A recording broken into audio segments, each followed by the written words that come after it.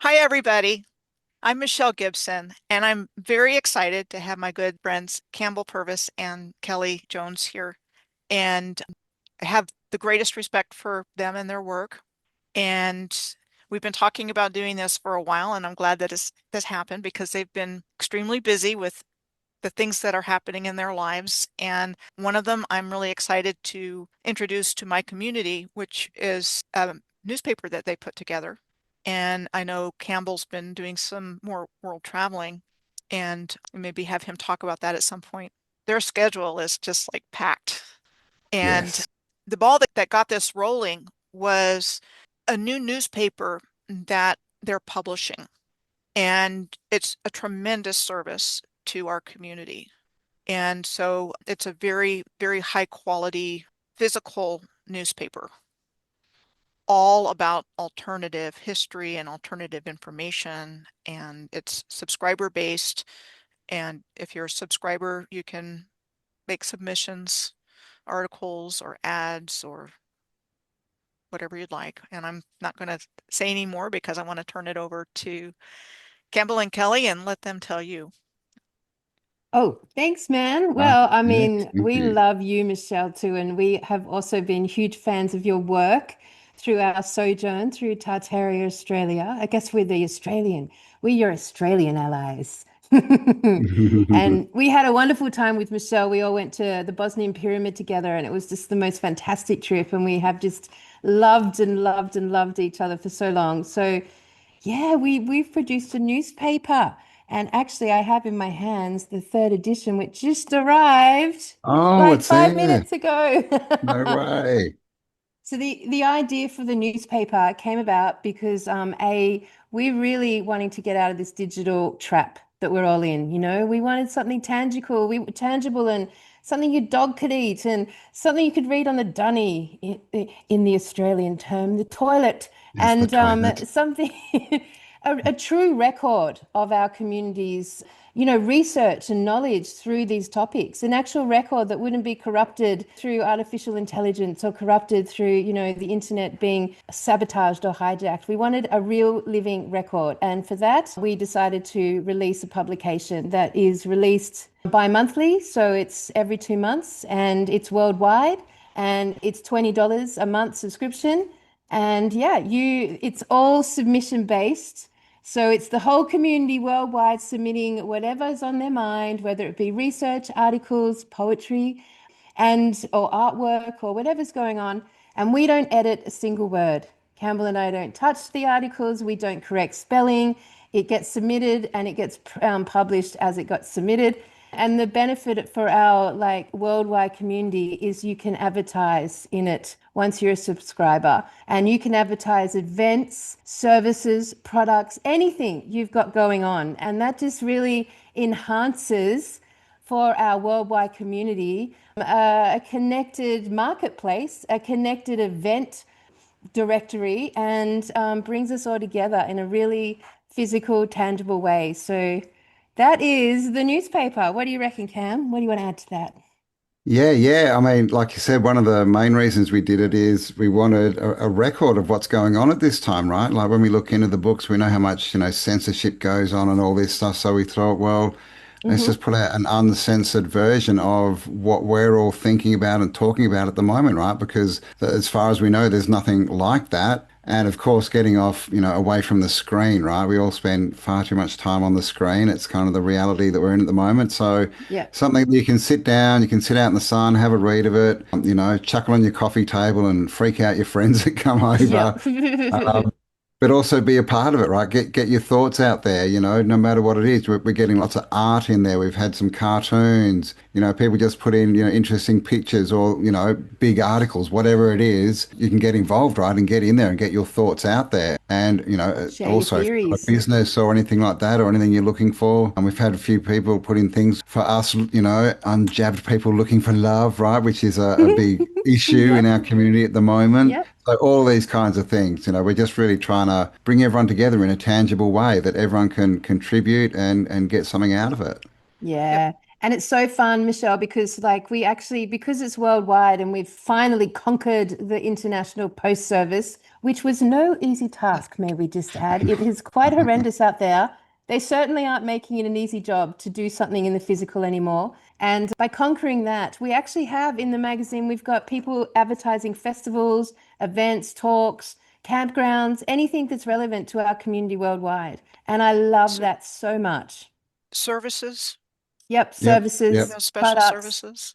Yep, Mm-hmm. yep. So we've got lots of healers and stuff in there, and that's the other thing. We want to connect everyone up together, right? Yeah. And a lot of people are in have services or products, whatever, that aren't mainstream, and so get them out to the audience that are interested in that stuff, right?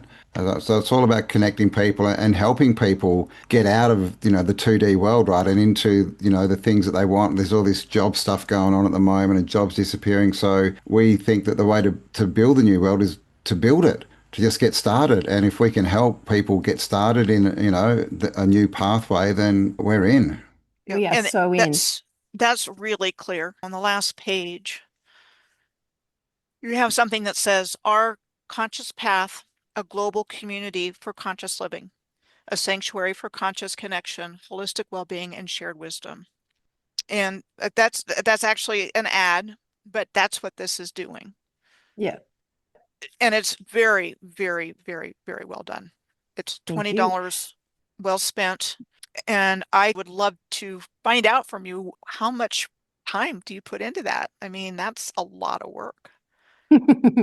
Well, luckily, it's one of my skill sets. The production side of it, we're getting better at because we're onto our fourth edition now, and we're starting to work out because it's an ongoing submission-based content, we're starting to work it out. So as the submissions come in, I lay it out. So it's not like this big chunk, but classically it's been about a 3-week journey from beginning to end of putting together. It's 76 pages, so it's pretty, extensive. And then we've got a 10-day print run, and then we post it out. And, we've definitely conquered the America's Postal Service. It took a while. You've got a lot of weird tariffs and all sorts of things. And it got sent back, once or twice, but we've sorted it out. So it's definitely viable from the Americas. And we have a lot of Americans in our audience. And you'll see through the ads, it's a lot of American-related festivals and events that are going on. And we just love it, man. It's just like, we're about investing our time and money into the world, the kingdom that we want to live in. And for us, that's a dissolution of the system that's been forced upon us. So for us, this is an answer to that. And it's physical. There's nothing more exciting now to receive mail in the mail, physical mail. Yeah, the And try to mailbox beat your out the dog to front. it. Yeah, I mean, and then We've so all for got so us, used yeah, to the email inbox, right? Rather than which I we hate. sort of forget there's a letterbox out the front, right? And Yeah. physical still does exist. The way you have it set up on your website, you just give the information and then it's automatic. So, and Yeah, it's Yep. every other month. Yeah. So your next submission deadline is at the end of this month. Yep. yep, And then it And we would is. love more content from the Americas, absolutely, and from the Canadians. And we've got subscribers in India, which is super exciting, and all over Europe. And basically, the community is positioned worldwide, which means we will get content submissions that are worldwide and really living testimonies and records to actually what's being experienced in different countries and continents. But I think for the most part, it's about sharing our theories. It's about putting our theories down, bothering to communicate them and sharing them with the broader realm. Because unless you're doing a podcast like this, you could be doing so much beautiful research and work and having extraordinary imaginative ideas, but nowhere to put them. And I think that's probably characteristic of the whole community. So it's just gives a platform for that. For the rest of the community who not necessarily want to do podcasts, but actually have something they want to communicate, this is the place. And it's going straight into the hands of people who are going to love it. And, as you said earlier, Michelle, everyone's got their own thoughts and their own perspective on things. We don't all agree on the same topics, and that's what's wonderful about it.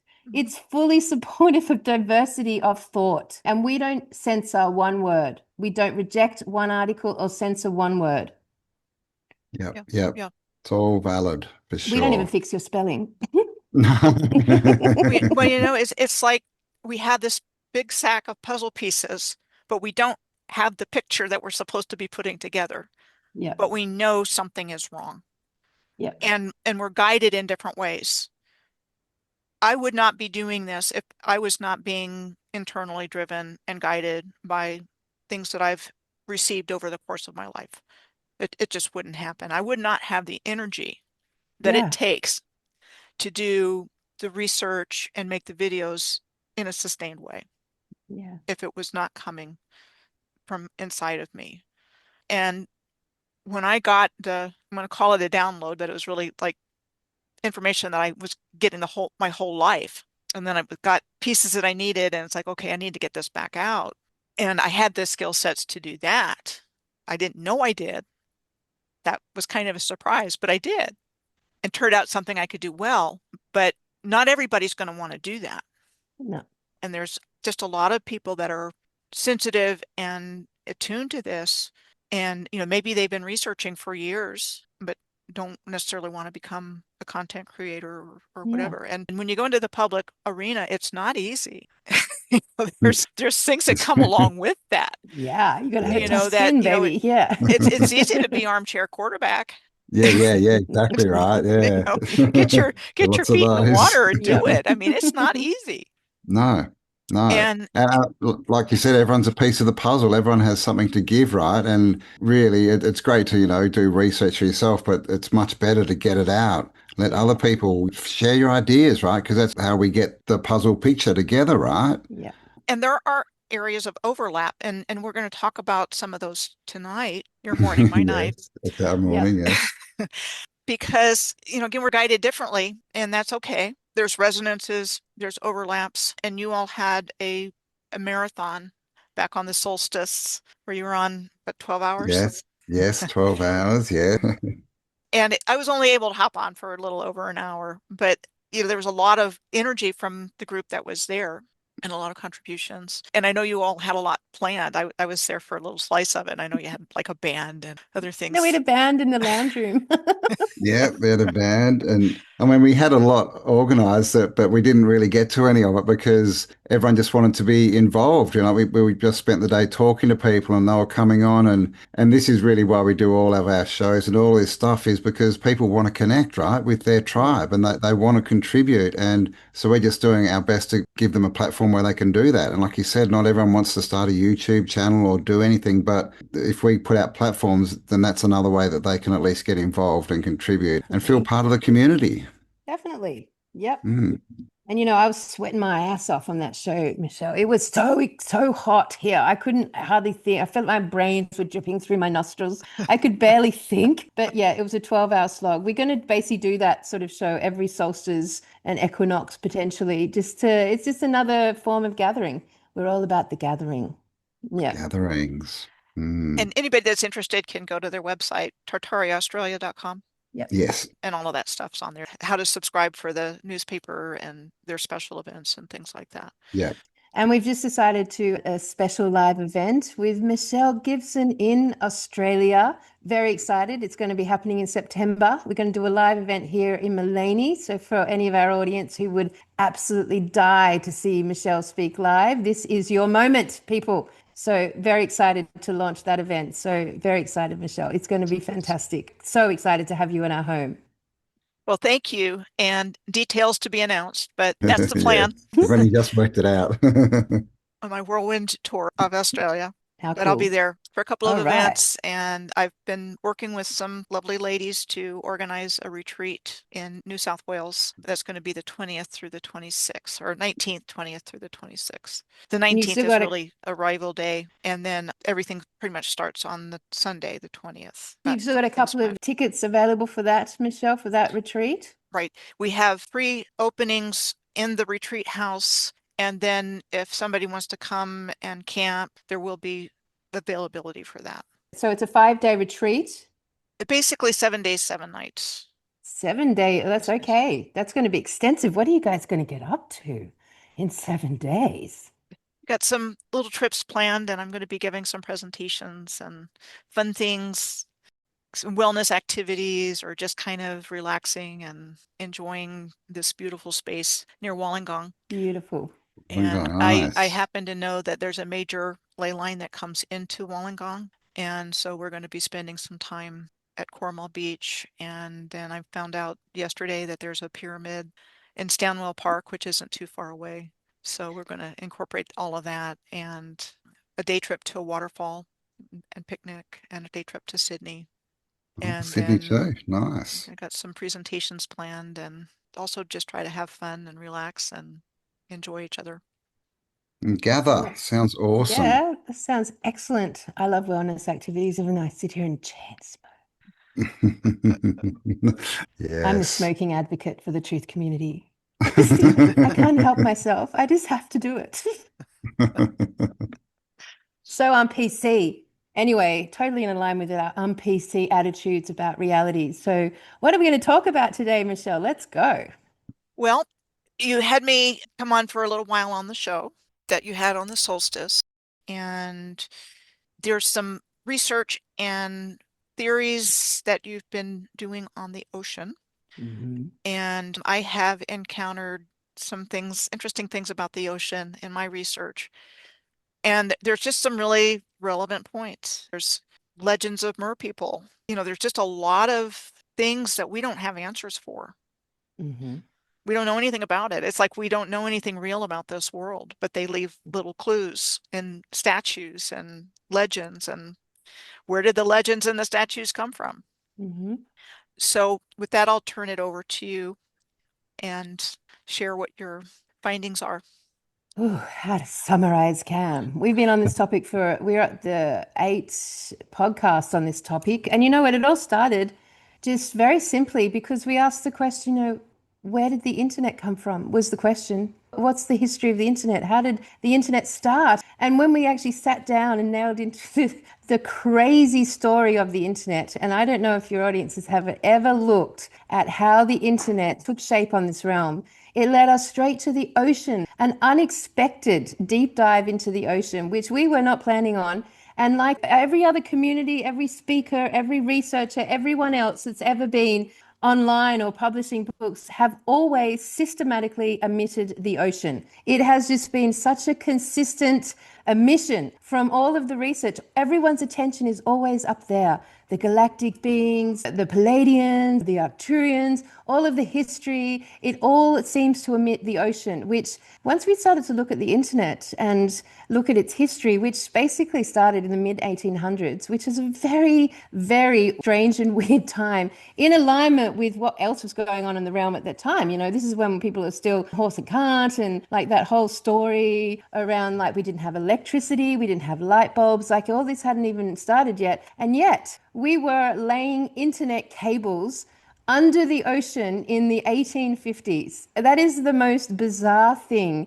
And when we started to look at that and how that's even possible, it led us straight into a deep dive into the ocean. And as we've gone through the chapters on looking at the ocean and the internet and then electricity, and then we went back to the Phoenicians and the concept of us being invaded and who's the invader. And it took us to the people from the sea. And then we looked at the Dogons and asked the question, is God a fish? And then we started to bring up all the Sumerians and all of the ancient mythology. And it all seems to lead us back to the oceans. And actually only today, Cam and I have done the last podcast on it where we actually looked at the Bible as an aquatic book telling the story of an aquatic divide. And we looked at the rapture and through the lens of the rapture being maybe topic of separation, not divine morality ascending up to the heavens, but issue of separation through density. And so we've covered many aspects of the ocean. And obviously there's the connection of the salt water. Where did it come from? We're in a freshwater system here.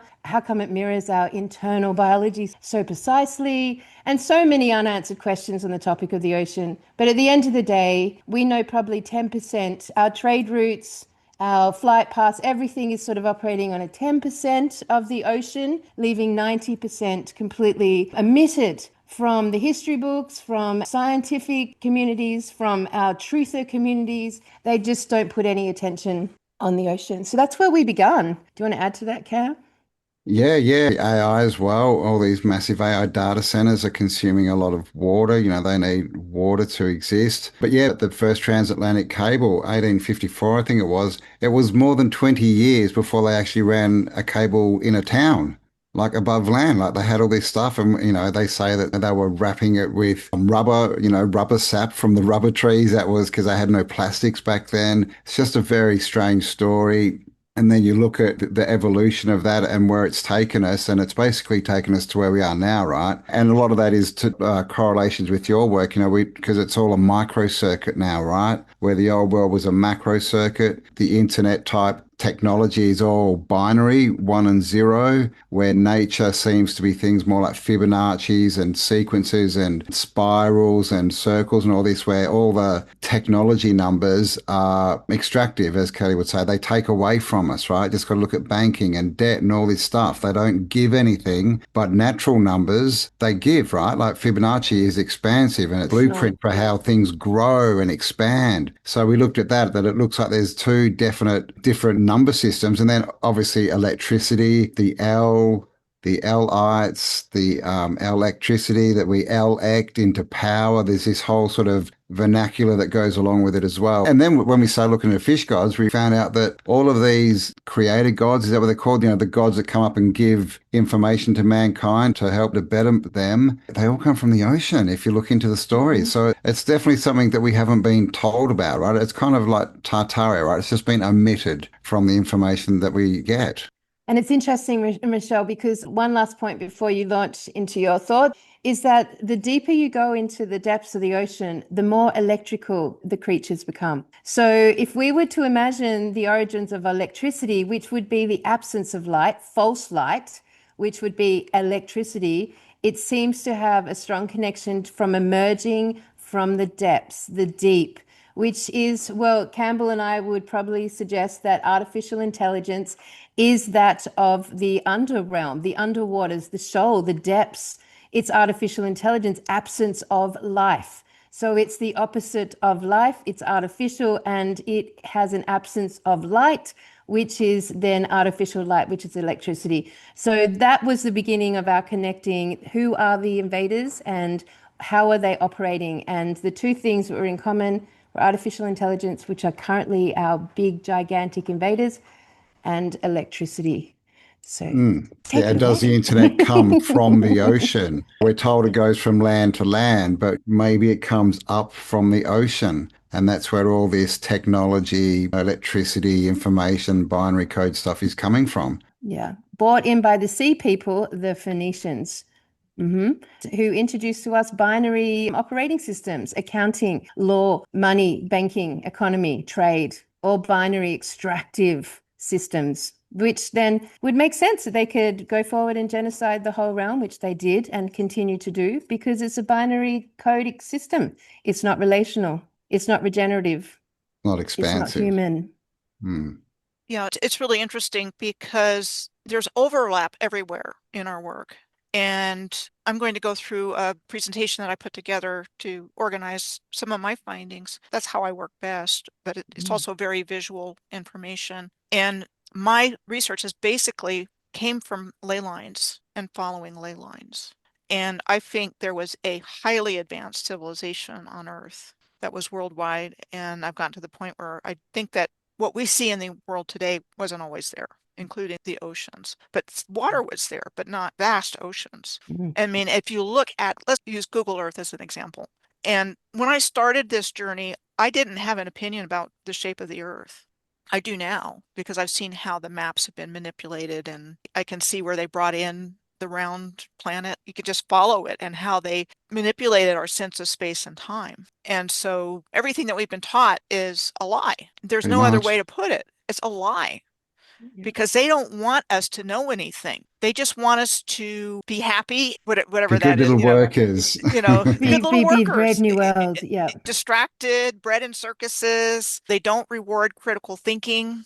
And so we're not supposed to know anything, Mm. which does make this more difficult because we're trying our best to pull together the evidence that's there. And it shouldn't come from the ground up. I mean, we should have known this without having to do it this way, but this is how it has to be done because top down has failed us miserably because they just have their own interest at heart. But there's correlations, and I'm going to go ahead and share my screen. And this is where my journey started. This is an original finding. Preparation that I had to find this was a passionate lifelong interest in history's mysteries, including megaliths, long-distance alignments discovered by other researchers, and knowledge about sacred geometry, which is what that is. It's a shape called a star tetrahedron. And I started receiving the stream of information in 2013 about the Moors, which is connected to the Phoenicians and other empires. It's the same civilization. It's connected to the tribes of Israel. That identity got taken by the controllers. And so they claim to be the Israelites. They claim to be the builders of everything, Yes. and they're not. It's No, not the true. Ashkenazis. The Ashkenazis. Yeah. So I was living in Oklahoma when I found this, and I was traveling with friends to places in Oklahoma, Arkansas, and Louisiana between 2013 and 2016. And it was during that time that I started to see this ancient civilization come from the landscape around me. Big megalithic stones, earthworks. And then after a while, I'm like, am I the only one that's seeing this? And apparently I was, because once I started to see it, I couldn't not see it. Mm.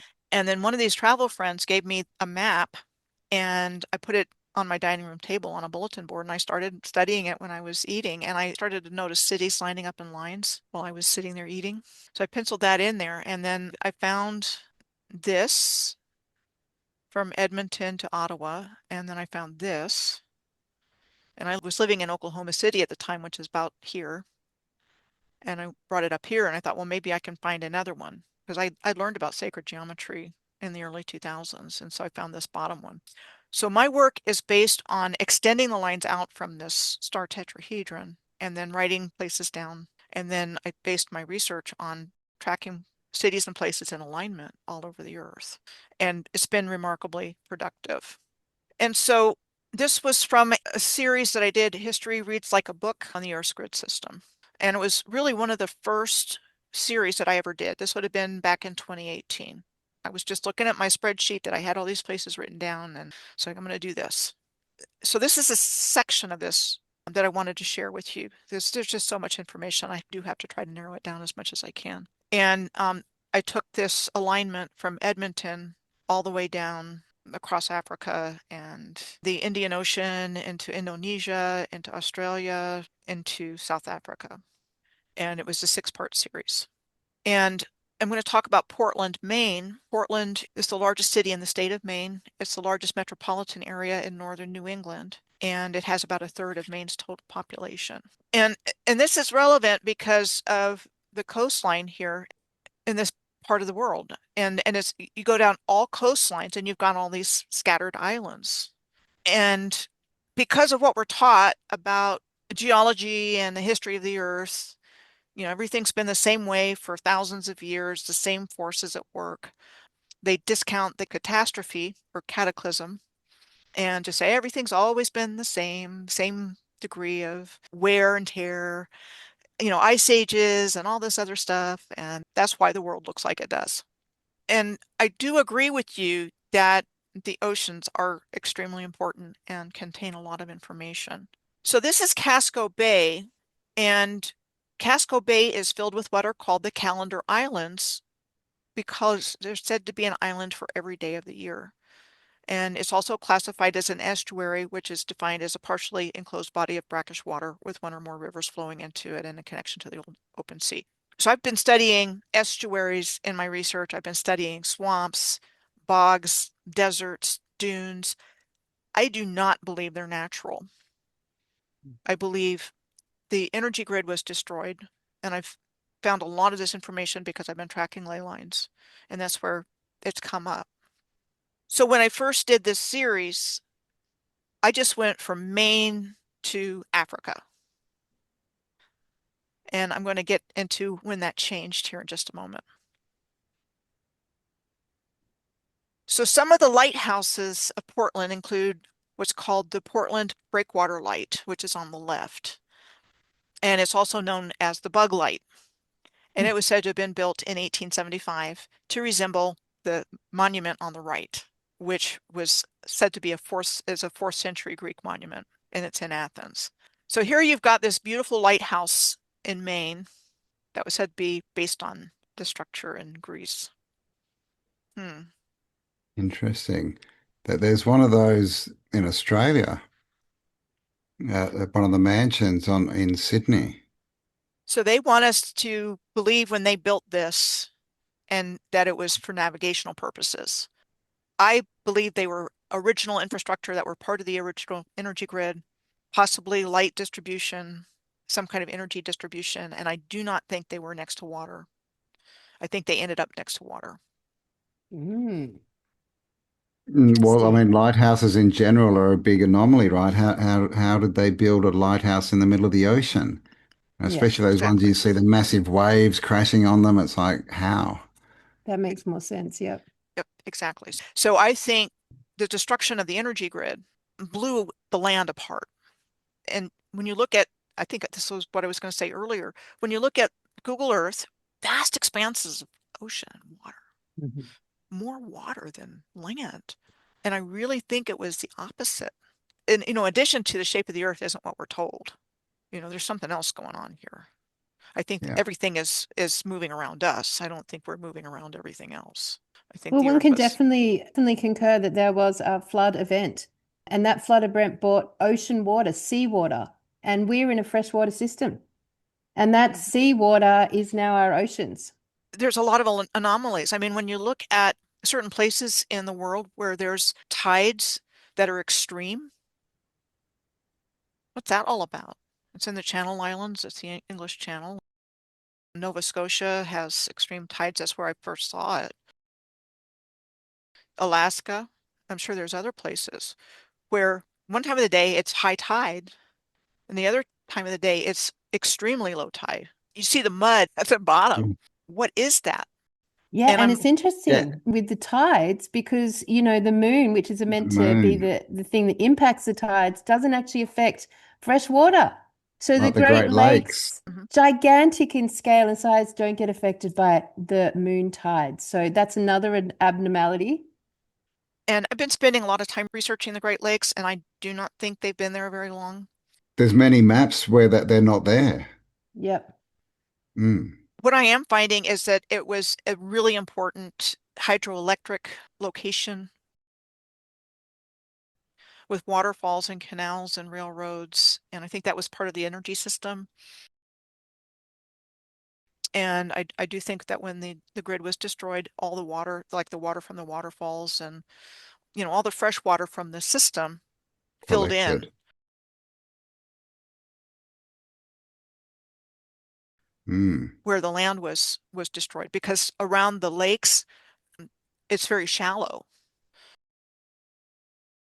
And it's shallow on both sides of North America. It's shallow in Europe. It's shallow around Australia, where you have the continental shelves. And they Hmm. tell us that, it's a great sea level rise and when the ice glaciers melted, all that Mm, stuff. yeah. I don't buy that. The I younger don't buy that. dryas. Mm. So the lighthouses are very telling here in Maine. Here's another one, Spring Point Ledge Lighthouse, and that was said to have been built in 1897 on top of a ledge that was considered a dangerous obstruction on the west side of the main shipping channel. So again, they're telling us they were built because of these obstructions, but the obstructions could be where the land sank, Yep. Yep. like this one, It's a Yep. good one, yeah. talking about the Ram Island Ledge Lighthouse, and that's at the northern end of the main shipping channel into Portland. And that was said to have been built in 1883. And it's built on a series of stone ledges, some which break the waters at the southern end of that Casco Bay I was talking about. It makes no sense what they tell us. And then there are these star forts all through Casco Bay. And so Fort Popham, this is Fort Popham, and it was said to have been commissioned in 1857 and built starting in 1861. So that same time period as the underwater cables that Yeah. you've identified. Just like Fort Jefferson and Key West on Dry Tortuga, it's like in the middle of water. And a Mm. Yeah. lot of star forts are, Mm. And that you one's know, got a moat as well, Fort Jefferson. It's literally in the ocean. It's got a moat. I mean, for what point? It's surrounded by water anyway. here's another one. I think this is Fort Gorges, and it was said to have been built between 1858 and 1864 with this, beautiful masonry. And there's a lot of quarries in this part of Maine, but I think they were quarrying old world buildings, not just here, but all over the earth. That's another story in itself. Yeah, yeah. So I was talking about continental shelves. You can see that on maps where it's really shallow out a ways. And then I've been studying harbors and bays in depth around the world in past and present research, and they have similar characteristics of what appears to be sunken and destroyed land, in particular along these continental coastlines. And in these cases, shown next to international airports and bodies of water that are described as either estuaries or lagoons. So you've got Logan International Airport in Boston Harbor, or right next to Boston Harbor, and there's an airport here. There's star forts and lighthouses all through here, and this is also on reclaimed land. A lot of that. I mean, the word reclaimed, right? They're kind of telling us it was there before. They had to do some dredging to make it functional again. JFK International Airport, New York, is also an estuary, and there's also a transit line, rail line that goes through it, and it's said to be part natural and part man-made.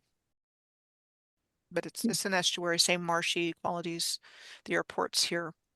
In Sydney, you've got Botany Bay, which is also called an estuary, right next to the water. And then Pohnpei International Airport in the Caroline Islands is next to a lagoon. Again, just really weird places for these airports.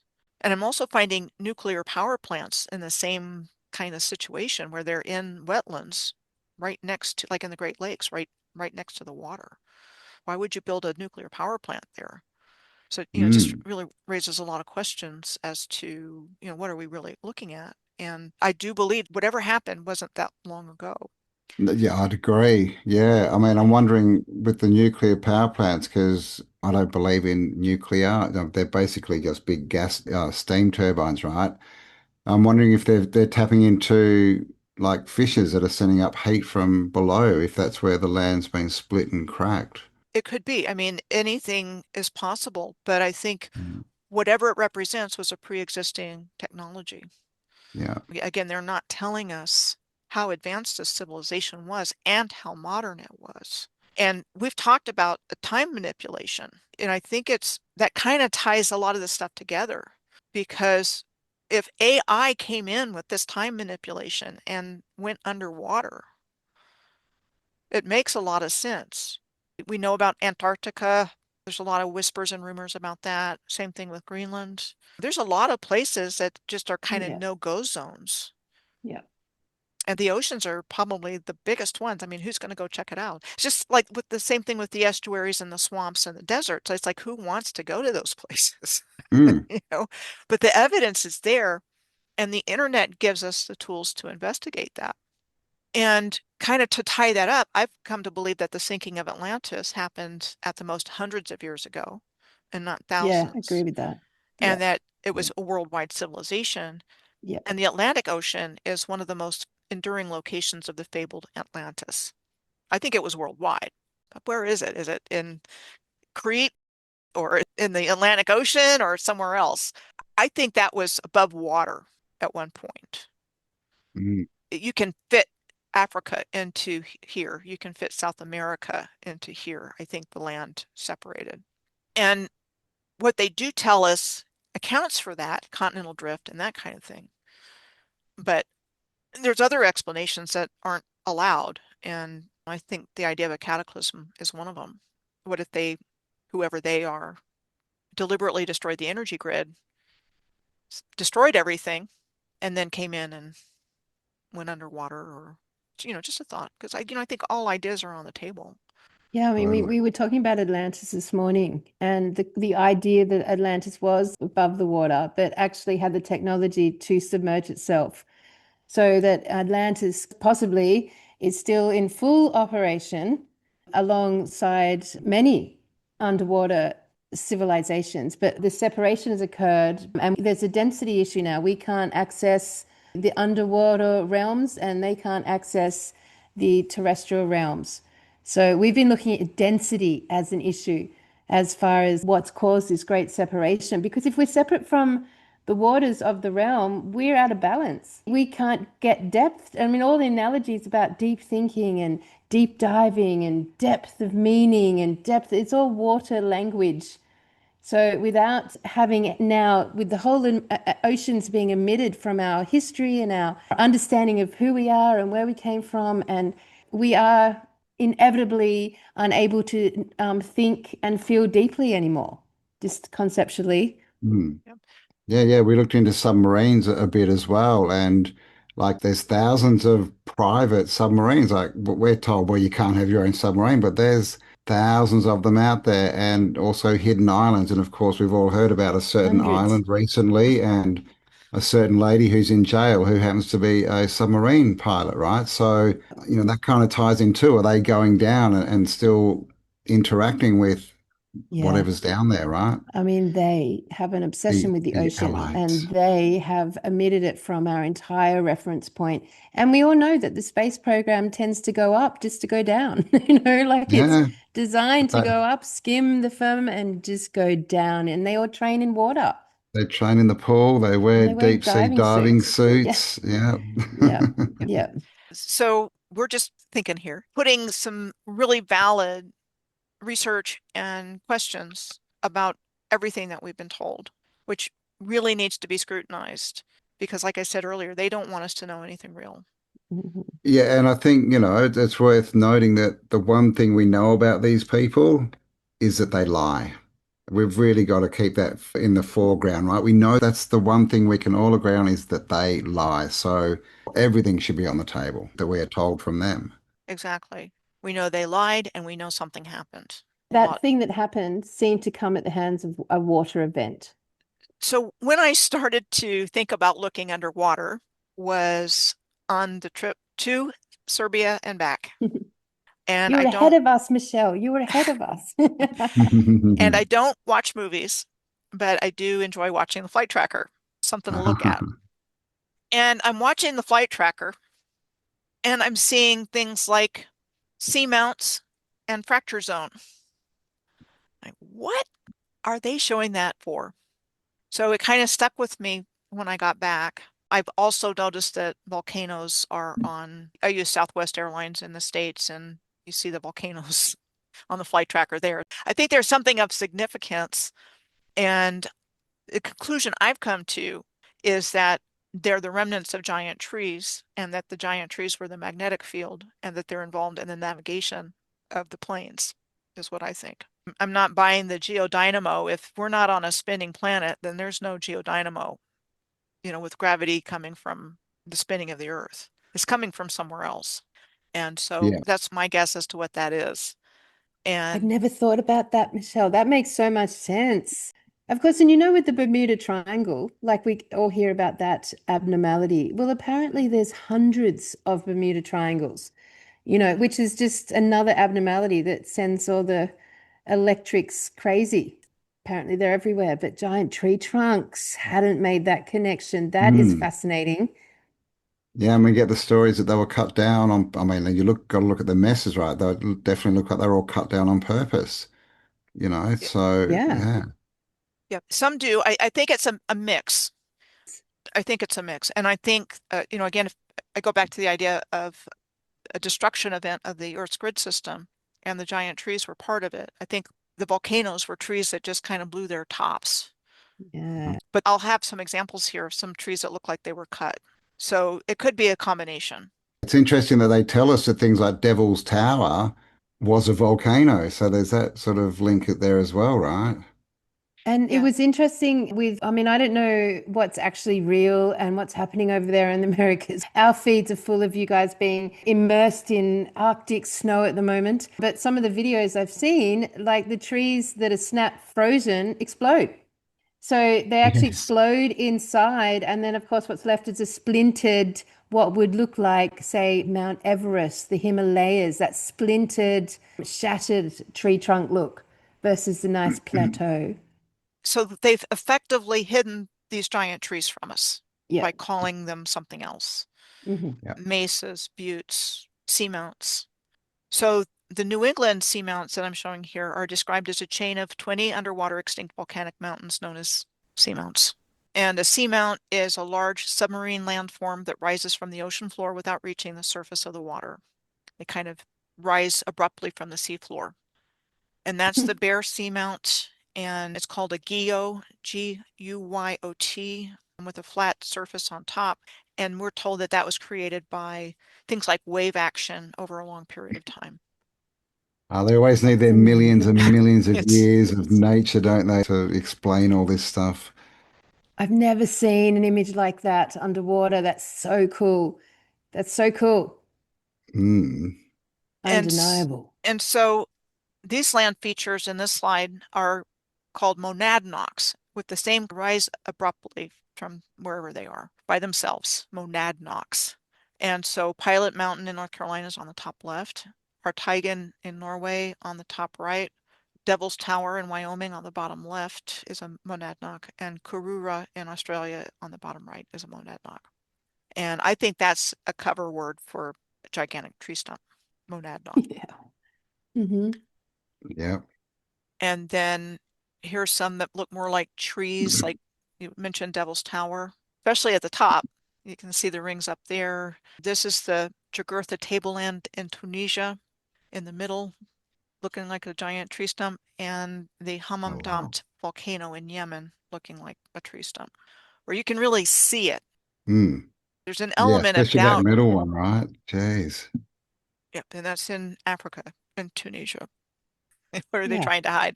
And then when you compare the Bear Seamount with these three, Yeah. it kind of looks like that. Can't believe we haven't thought about that, Cam. I can't believe it. That's fantastic. That's excellent.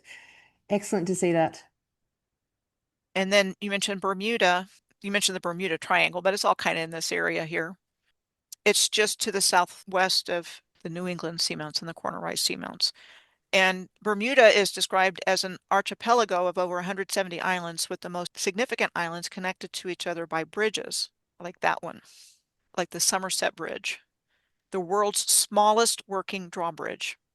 And it was said to have been constructed in 1620. And Bermuda is the oldest of the British overseas territories, having first been settled by the English in 1612. Now, here's the thing. This is a 1624 map of Bermuda, and it was attributed to Captain John Smith, who was involved with the Virginia Company of London's plan to colonize Virginia for profit. And Smith's books and maps were important to the colonization of the New World. This map includes a lot of star forts, and there's still a lot of star forts on the island of Bermuda today. So there's Fort Cunningham, Fort St. Catherine, Fort Hamilton on this little island in the middle of the North Atlantic. And there's another one, Fernando de Noronha. It's a small island with a lot of star forts. And Crete is also, and I know you're going to be going there, Yes, Campbell. yes, yep. Crete is surrounded by star forts. To me, it makes more sense that there was more land. Yeah, well, it's true. They're always on the water's edge, aren't they? Like you see it all the time. And you see it a It's lot like, where there's one on one side of a river and one on the other side. And why? Like, yeah, I agree. yeah. That's a bit strange. So I think there was more land, Yeah, I agree. and that it sank where the star forts were, which were part of the energy grid. And then there's the Atlantis Massif in the Mid-Atlantic Ridge. And again, I found this when I finally started looking underwater on these ley lines. And the Atlantis Massif is a prominent mountain mass in the North Atlantic Ocean, and it's slightly east of the intersection of the Mid-Atlantic Ridge and the Atlantis Transform Fault in the Atlantis Fracture Zone. And a fracture zone is defined as a linear feature on the ocean floor over a long distance that is caused by plate tectonics, which is one of their go-to explanations for all this stuff. Yeah, yeah. Floating on magma with their molten core on their planet spinning through space. Exactly. Science is fake too. Science, That's yeah, when man. you keep peeling back Seance. the layers and it's all fake. Yeah, Mhm. man. Scientism. So a fracture is commonly associated with the breaking of a hard object or material. So they can happen suddenly as well, and not just as a slow process over time. So among other things, the Atlantic Massif is particularly noteworthy for a feature called the Lost City. Yes. And the Lost City is a hydrothermal vent field that was discovered by a crewed deep ocean research submersible owned by the U.S. Navy and operated by Woods Hole Oceanographic Institute. And it was discovered in 2000. Never heard of it. Interesting. No, Fascinating. no. Is that rock called Serpentinite? That's an interesting little name, isn't it? Serpent. But I mean, obviously, also there are sunken cities everywhere, Mm. all Yeah. across the realm. So, like I said, that was the first time seeing that on the flight tracker on our trip back from Serbia that got my attention. And ever since, I've taken what's underwater into consideration when I research a place. Well, I mean, it's interesting that they're flying along those paths, and of course, trees are antennas, right? So, are the old trees, the stumps giving off energy? Because there's a whole conversation on planes and airline fuel. Where is it? Are they actually using fuel, or are they using some other energy Mm. source to fly? And then there's the black rock at the North Pole, the Rupus Negra. Yep, yep. What if that's true north, the true north that they're navigating by, and all of these tree stumps that show up on their flight trackers, volcanoes and things like that? I think they are. I've stumbled onto a couple of places that look like giant tree stumps Yeah. that when I went to look for information, it came up as a magnetic point for navigation. Interesting. So I think Yeah. there's a connection between the giant trees and Mm. flight navigation, including the ones underwater. Definitely, Fascinating. definitely. You're onto something. I admire your research of that area because it's not ever easy to find information about a lot of the stuff that we're looking into, but there's always more. Just keep looking under there because you'll find it. Yeah, I mean, the oceans there, the fact that they are salt water, that's an instant difference between a realm that's freshwater orientated. Where did this salt water come from? It doesn't seem to be organic to the realm. It's conductive in a way that freshwater isn't. And we all agree that there was some sort of water event. Obviously people place it all over the place, but we can agree there was some sort of water event and that water flooded the realm. Like we can all agree to that.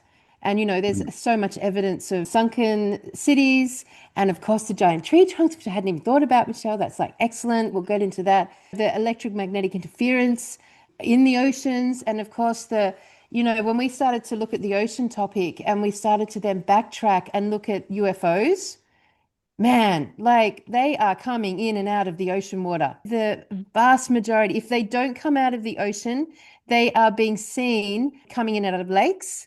Yeah, They have been seen, and here in Australia, we didn't even know about this, but once we started to research from this perspective, in Australia, the majority of accounts from UFO sightings are via farmers who see these UFOs and then go back the next day and their 100,000 liter water tanks have been completely drained. Like the UFOs seem to have almost 100% consistency, reliance on or entrance and exit point from the waters. like Titicaca's one in Peru, the whole Yep. Shirley MacLaine thing out on a limb. Jenny McLean, haven't Yeah. had She, that for a she went while. to Peru. Lake Arcadia in Edmond, Oklahoma is another one. I'm sure there's other ones too. Those are the ones Yeah. that I've I mean, come this across. concept of UFOs being connected to space is complete lie. They're actually connected to water. And specifically, it appears to be the ocean water, which would then denote that they are coming in and out of subterranean civilizations down there. And I hadn't actually, so our realm we are living in the aftermath of this water event, this flooding event. What we call the oceans, I would agree with Michelle, were not here before at this level, no way. Certainly, I Hmm. don't even know if we can validate that there was salt water before that event.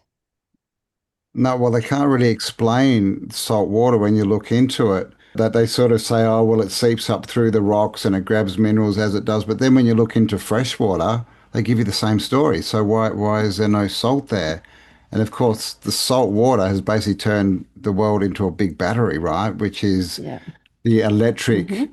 power v the natural earth grid power, right? It's how they got Yeah. this new electric system in. And you've got the Salt Lakes the Great Salt Lake in Utah. There's the big one in Bolivia, Salar de Uyuni or something like that. These big, huge, I think there's some in Australia. Yeah, well, And Lake Air, which is normally dry, but it's mhm, definitely a big salt lake. Yeah. Lake Urmia in Iran is another one. And they're pink a lot of times, Yes. pink in color. Yeah, there's way more to the story. But again, I think the surface of the earth was just destroyed and Yeah. something came in, something that's not supposed to be here or Mm. maybe Yeah, Yeah. here we and woke up, came up, came up. something. Yeah. Something came From the up. deep. There's melted buildings everywhere, right? Which looks like a short circuit of some kind, right? Like they got From the fried. natural grid, and it's all been, yeah, fried. We don't rain salt water. Our systems do not accompany or involve salt water. They're all fresh water by design. Rain is fresh water. It's just interesting. So I don't know where Yeah. salt water would have ever come from. It doesn't get carried by rain. Try watering your veggie garden with salt water and see what happens, right? Like nature does not like salt water. I think it was a freshwater system, what I'm seeing. Totally. Yeah, I agree. And The living yeah, waters. And you know what's interesting? So this is side note, but as we started to look at the water connections and we went through the Abrahamic religions with it, every sacred relic that came through like the Ark of the Covenant, the Spear of Destiny, Moses' staff, all of it affected water. So he would slam his staff down and the seas would part. The Ark of the Covenant would be taken to the waters, the sea would part. Jesus got speared in the side with the Spear of Destiny and water came out of his side. Like these sacred relics seem to be aquatic in nature in And the there. symbol for Jesus is a fish. And then we have the fish gods and the Dagon and the Pope with his little fish head hat. So whatever the event was, it seems to be the aftermath that gave birth to sort of the binary Abrahamic genocidal movement through the realm that now we live Mm, in the result of appeared to come from the oceans. mm. And It suddenly we was have the this flood event invasion. with salt water that appears not to be natural to our systems up here. And then we've got the white-skinned humans that are like, we don't seem to be terrestrial completely in nature. we're 90% water, right? Something like that. Yeah, Water that's what they tell affects us us. tremendously. Another thing is, along with being lied to about history, with divers finding things underwater, like the sunken cities like Yonaguni and others as well in the Indian Ocean. Yep. Oh, it's natural. Oh, gee, I know. It's BS. Yonaguni's natural. You It's know, just the waves, it's because natural. what waves make right angles, right? If you look at pictures of Yonaguni, it's like it's not natural. So they don't want us to even look there. No. So another big thing that they're hiding from us. Yeah, yeah. And there's obviously the story of the tsunami of what was it, 2000 in the Bay of Bengal, where the waters receded and from the shore, people were seeing all these cities that were under the water there.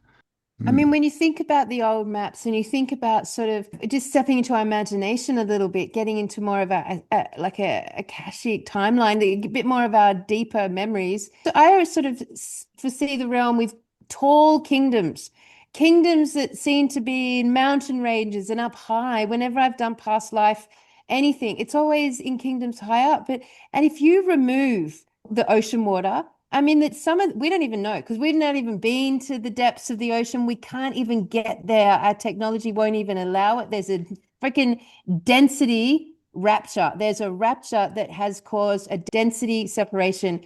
We can't even get to the bottom of the ocean. But listen, where they have got with just machines, not humans, it's like 11 Ks down. Like 11 Ks is so much extra height and depth and land.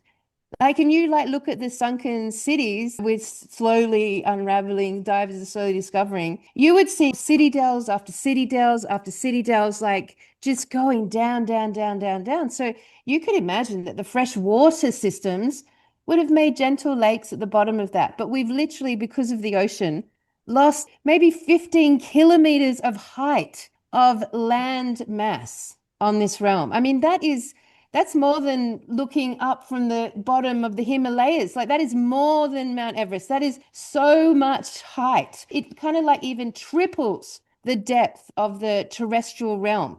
It's hard to even comprehend it, how much has been removed through flooding us with ocean water. But I also think the mountain ranges too fall into that category. Yeah.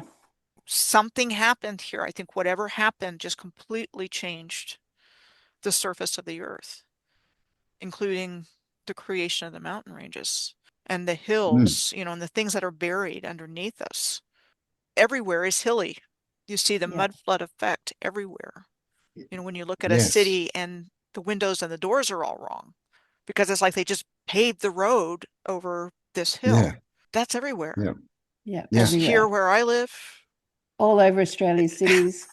everywhere I've ever been is like, even when we went to Bosnia, Mm. I saw all the telltale indicators Yep. of mud Yep. flood. Yeah. Yep. Definitely in Netherlands. I saw it in America too, Australia, everywhere I've India, been. it's all It's the over same India, story. all over Mm. China. I've seen it all. Egypt, it's all over Morocco, Jordan, obviously with Petra. It's all over those continents. So before I go into this other little presentation I put together, I wanted to find out, Campbell, how your trip was to the Indus Valley. That one got put off just because of international affairs and the sort of travel risks. So that we're doing that in September. But yeah, we're going to Crete, well, Greece and Crete on what's called, we're calling it the Goddess Tour, basically. We're going to look into the change basically from a, I guess, matriarchal type society to the patriarchal, which seems to, again, have happened. That seems to have happened realm wide. There's been a switch in I guess where the wisdom comes from and the deities and all that. Of course, Athens is named for Athena, the goddess. So we're going to be looking into all that kind of stuff and obviously all the old world architecture and the buildings and the star forts and all of that kind of stuff. So yeah, it's going to be very cool. Let me get all my info up here. So that's all at lostworldadventures.co.uk and all the information's up there, but it is happening in June. The goddess spirituality, we're looking at the Olympians, that obviously all the Olympic sort of story, the gods there comes, the sacred geometry, which, you're obviously interested in all that as well, how that all lines up. Lost technologies, harmonic resonance kind of technologies, and catastrophe cycles as well, which is, something that we sort of is intrinsic with the Tartaria old world kind of narrative. So yeah, 15 days and it's going to be cool. Yeah. I know about Crete is the star forts, like I mentioned, but there's also the history of the tsunamis there. I Yeah. think I learned about that long before I started doing my own research. Also the Minoan civilization and the labyrinth and all that kind of stuff. That's all from that area too. So and that's kind of another civilization that we don't get a lot on. We've sort of all heard of the Minoans and they jump over bulls and the bull in the labyrinth and all this, but that's really all we know. So it seems to be like a precursor to what we're told is Greece, the Greek sort of civilization.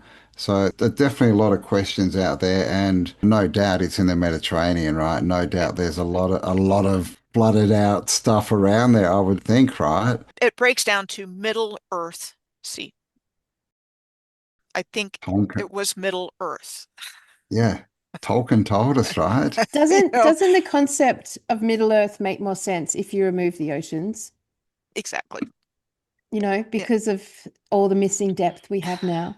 Yep. And then you get into Yeah, Yggdrasil and the world tree. Speaking of giant trees, you've got Santorini there nearby, and yes. Santorini exploded. But, what are the odds that Santorini was a giant tree? Yes, yeah. Well, I haven't looked into that, but I mean, I would say, that's definitely a good possibility. Pompeii as well is, close-ish to there. That's a famous one, and again, that one they tell us happened, thousands of years ago, but there's a lot of evidence that it was actually in the 1700s, right? That it went pop.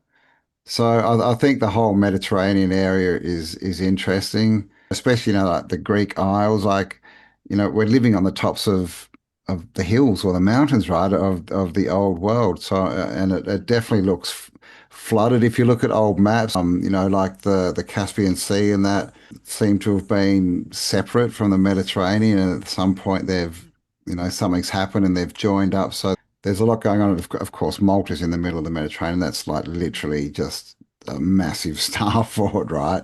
Oh, And it's they've all got the pathways, the roads that just go straight into the ocean, right. into the sea. Like, for what reason? So it's definitely going to be fun.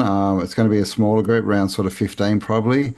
And yeah, we're just going to get out there and explore, check out all things and ask good questions and just look at how things have changed. Basically, how the script we're given, the story they want us to believe, it's just not true. And it's fairly easy to prove that it's not true with what we see with our own eyes, because that's what they don't want us doing. They don't want us to interpret this world with our own senses, right? It's like, well, you live on a ball, you can't see it, but you just do. Just believe it. You know, look at this chalkboard full of this mathematical equation. That means it's a ball. You know, don't trust yourself. Don't trust that it doesn't Yeah. feel, it feels like it's flat and stationary, but don't trust that Mm. it's actually curved and spinning through space and whizzing this way while it goes around this way. And so they don't want us trusting our own Yeah. our own senses, right? Trusting ourselves. That's their biggest trick. They really just wanted trained workers, read, write, and Yeah, arithmetic, follow directions, make their yeah. products, get them rich. For Well, these the people on, hardly any retirement. They build their Rockefellers, wasn't it? technology I want a nation mainly. of workers, not a nation of thinkers. And of course, they put us in 40 years of work where we're tired. And then at the end of it, for our efforts, we get to retire, right? We get to be tired again and broke. And that was the existence for generations of people. I'm one Mm, generation removed from, on my mom's side of the family, they worked in a blanket mill in North Carolina, yeah, right. factory Uh, town. It's my Factory towns, I grandmother's was going to family. say, factory towns were a big thing. That's how they started all this industry. They put people into these towns and they literally, they couldn't escape because they'd give them food and shelter, but then they would pay them in money that you could only use in that factory town. So you could never actually get any wealth to leave. So the complete slave Yeah. system, right? And that's still in operation, like 80% of the world's seafood comes from China. And China's got massive, massive ships that are just circling like the Galapagos Islands, places like this. And that mothership has fleets, thousands of smaller ships that are full of people they've put onto the boats, remove their passports. And those smaller ships fish 24/7, dump all the stuff into the motherships. The motherships take it back to get processed to hand out to the world. But the people on the smaller boats, they never come back to land. They're slaves. They've been enslaved. Out the world's seafood comes from slavery, and these guys are dying on these boats. No one knows. They've lost their passport and they can't get home. And that's where the world's seafood is currently coming from, just so everyone knows. Mm-hmm. Another thing, when we were talking earlier, I was reminded of mines. There's gigantic holes all over the earth Mm-hmm. from this mining. Something Yes. is mining first. Could it possibly be all for Earth, or is it going somewhere else? The gigantic holes that I've seen, especially up north, but not just up north. I mean, I know there's a lot of them in Australia. There's a lot of them in South America. There's a lot of them in the United States and in Canada. Massive holes. Yeah. Yeah. Where is it all And going? I where is it mean, all look at going? gold. Look at gold. That there's so much, money put into gold and mining and that. But what? For what? All they do is melt it, 90% or more gets melted into bars and then disappears into some warehouse and is never seen again. Like, Y- what's the point? And then it part of the economy for like maybe 5 years, and then they're gone. And the people that live there don't have anything. So it's almost like our modern history is really the history of the enslavement of humanity.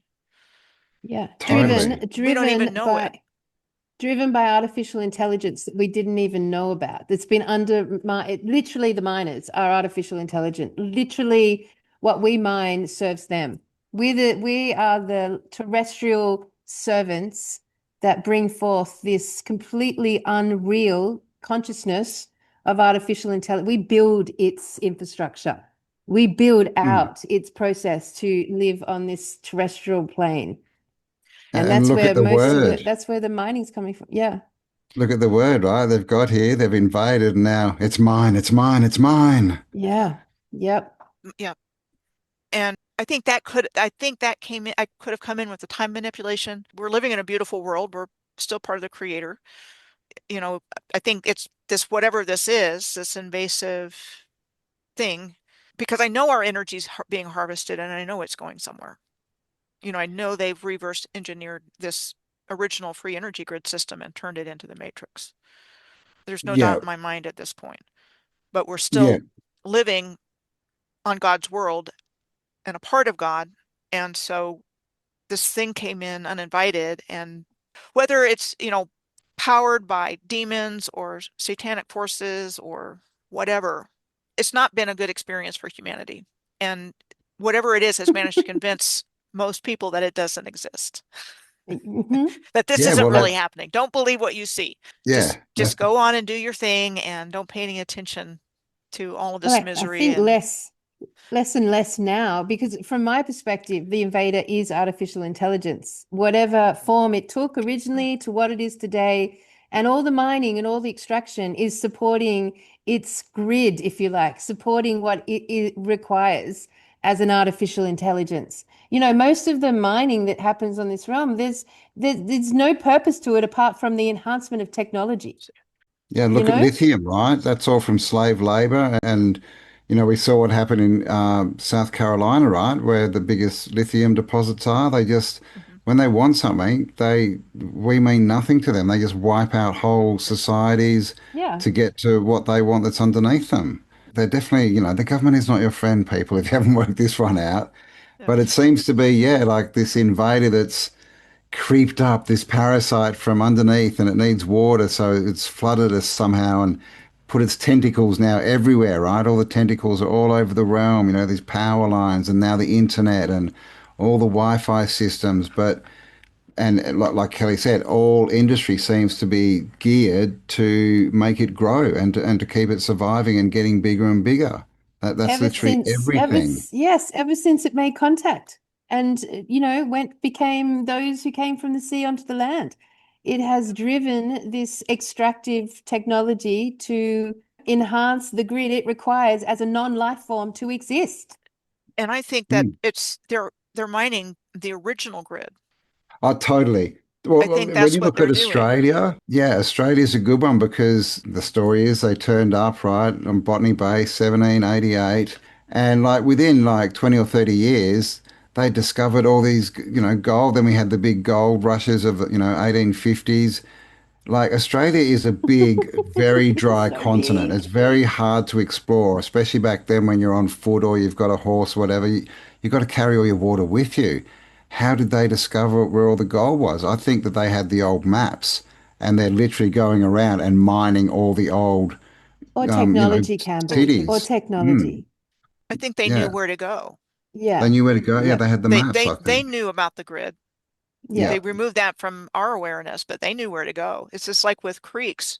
A lot of the gold rushes were at creeks. Well, I think they had gold in the canals before they were called creeks to Yep. help with Yeah. conductivity for this advanced technology. So when Well, everything's all destroyed, they went to the creeks and, oh, we found gold. yeah, yeah. And then And all like, these what is, people come in, mine it, and then they leave. yeah. And what's a gold nugget? Like we're told that gold is in veins, right? Naturally, and that's probably trees, ancient trees. But gold nuggets, they look like melted gold, right? That's just fallen in the ground. So if there was, an event that was, had short-circuited the grid system and had fried a lot of this gold that was all over the domes and everything would have just melted and fallen into the ground, and that would be a gold nugget. Never thought about that. Yes. And then there's the Mm. whole extreme climate. And I mentioned extreme tides earlier, but what about the hot, hot and the cold, cold? Is that natural? I don't think so. No, it's well look, the 1597 Monty's planisphere. That's the map, and it shows land all around the outside where the Antarctic ring is today. That's frozen over. So is Yep. that part of it? Part of a containment system, right? I mean, you could also maybe argue that all these quantum computers they're coming out with, they say need to be in extreme cold for them to work. Is that where a lot of this technology, is? A lot of the control system and the databases, are they out in Antarctica? And is it frozen because, it needs to be for their tech to work. So I definitely don't think it's natural. Yeah. Yeah. And if you add the concept of sacred relics, because like the advancement of technology seemed to follow the route of the ark, the voice of God being heard, and then they're being delivered blueprints. Every single technological advancement, Michelle, we have looked at has come with an inventor hearing the voice of God or having a dream where the whole blueprint's just given to them. And then they build this new advanced technology. It started with the Ark of the Covenant, take it right through to the creation of the light bulb, to electricity, to the internet. The same thing occurs. They're hearing something or having a dream. The blueprint's delivered. They go ahead and build it. I've even heard reports that the Kabbalah gives the blueprint for CERN, for the mass behind CERN. But like, so if you look at like say HARP, which is ultimate weather modification technology, that is most likely aquatic in nature. And most likely all of these advances in technology are aquatic in nature. And of course, HARP just manipulates water, just like Right. the Ark of the Covenant or Mm. Moses' spear. It's all orientated around how it can manipulate and control water. Yeah, yeah. And of course, in all the biblical pictures and images, what do we see a lot is these little cherubs up in the skies, and they've all got a harp, right? They've all got a harp, and it's all sonar because did you know that the sirens, I've never heard this until we started researching this. The sirens actually were where they came from is when the Nephilim, the fallen angels, came down and mated with man. The women that they mated with got cast out and became the sirens. That's where the concept of the sirens came from. I didn't know that. And the sirens, of course, operate through sonar. You know, there's sonar that is so seductive and completely destructive. And what came Mm, out of the Ark of the Covenant is also sonar. You know, they open the mm. lid and the whole of Jericho collapses through sonar blast. You know, it's a sonar weapon. And you know, the technology we have seems to be the same. It's water, it seems to affect water and it's sonar orientated.